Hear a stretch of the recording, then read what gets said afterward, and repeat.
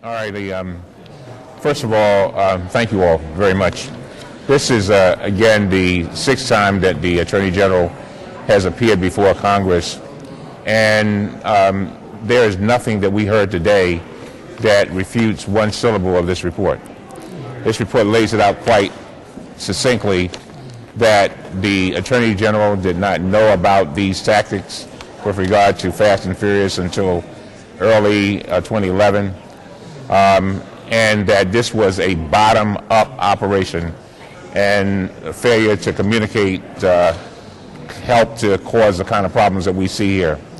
We also refer back to this report where we talk about an operation called wide receiver. It means these kinds of operations started back in 2006.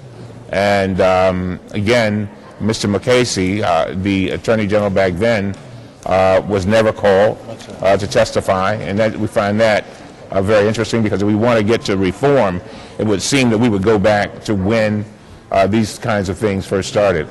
Again, Mr. Melson, the head of ATF, was not called to testify, and he is the one who has said under oath that he did not inform the Attorney General of these tactics with regard to Fast and Furious, and he said that he didn't even know about them. So I think if you listen to the testimony very carefully, you refer back to the report, clearly the Attorney General has, his testimony is consistent with what the report has stated, again, that he did not have knowledge of this. And again, we are very pleased with the reforms that the Attorney General is bringing about. We plan to work with him to make sure that those reforms come about. And now you can hear.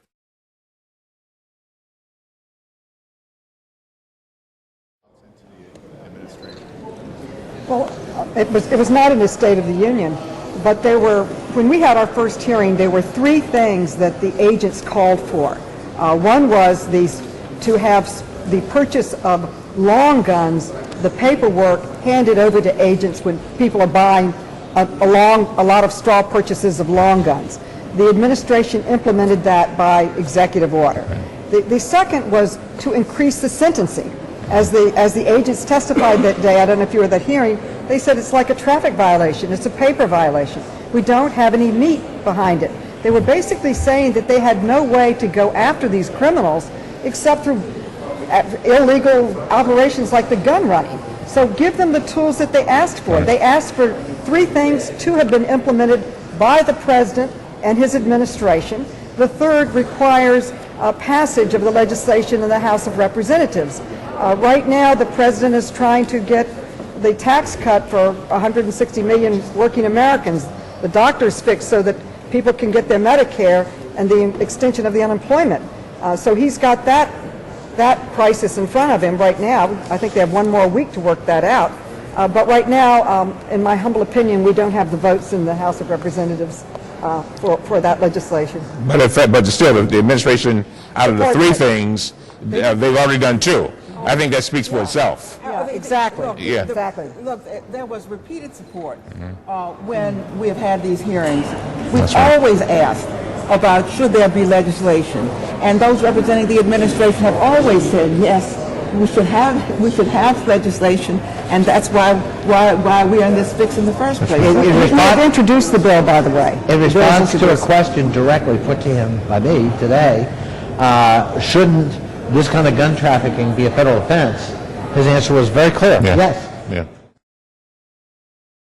What the next step in this entire investigation is this pretty much conclude the matter? I would hope so, but I would hope that we would move to reform. This is government and oversight reform, and I think we need to move to reform.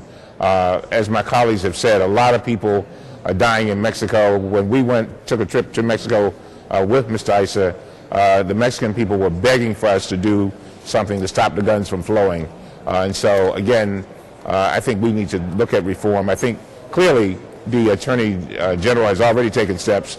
The new acting director, I've met with him, and he's really buckling down, trying to carry out a lot of the things that were already mentioned in our report, by the way. It's a part-time position for him. Yeah, but that's because the Senate won't confirm a permanent director. But I asked him about that, and he said he could handle it, and it appears to be doing quite well.